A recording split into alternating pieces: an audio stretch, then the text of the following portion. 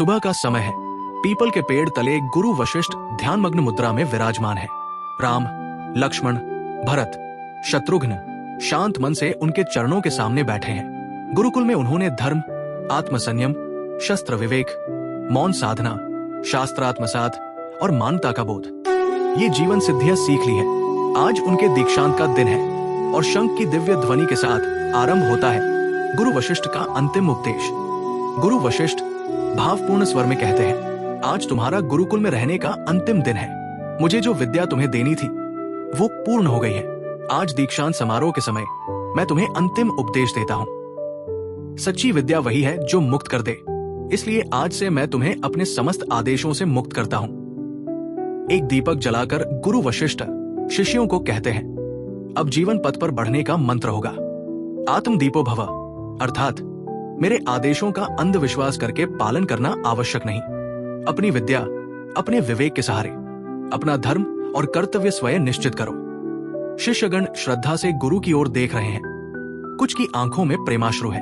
गुरु वशिष्ठ बताते हैं कि मनुष्य को जीवन में 3 ऋण चुकाने होते हैं: देव ऋण, पितृ ऋण और आचार्य ऋण। देव ऋण, सब प्राणियों में भगवान का रूप देखोगे तो पूजा का सही अर्थ समझोगे। पितृ ऋण, अपना सुख त्याग कर माता पिता की सेवा में समर्पण से चुकाया जाता है। अब रही मेरी गुरुदक्षिणा, अपने आचरण से और कर्म से इस संसार में सुख, सुंदरता और प्रसन्नता फैलाओ। मानव धर्म के आदर्श स्थापित करो।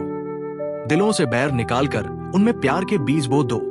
यही वचन तुमसे लेकर मैं तुम्हें आचार्य ऋण से मुक्त करता हूं। गुरु वशिष्ठ शांत स्वर में कहते हैं, मेरा आशीर्वाद सदा तुम्हारे साथ है। मुझे जब भी याद करोगे अपने पास पाओगे। अश्वों की टाप सुनाई देती है।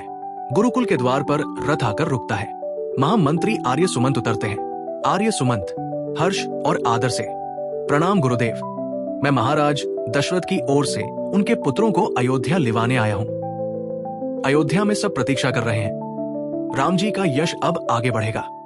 गुरु वशिष्ठ विनम्र मुस्कान के साथ, इनमें न केवल राजकुमार है बल्कि धर्म के दीप है।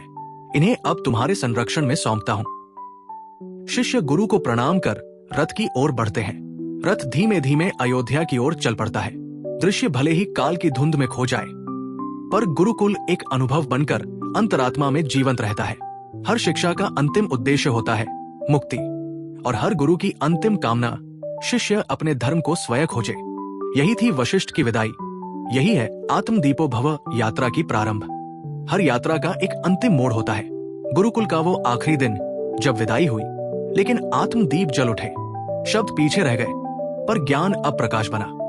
तुम्हारे जीवन में भी ऐसा कोई आखिरी दिन था, स्कूल, कॉलेज या नौकरी का, जो आज भी दिल के किसी कोने में सहेजा हुआ है? अपनी यादें नीचे कमेंट में लिखें और Safarnama with portrait maker channel को लाइक, शेयर और सब्सक्राइब जरूर करें, क्योंकि प्रभु श्रीराम की अगली झलक बस आने ही वाली है।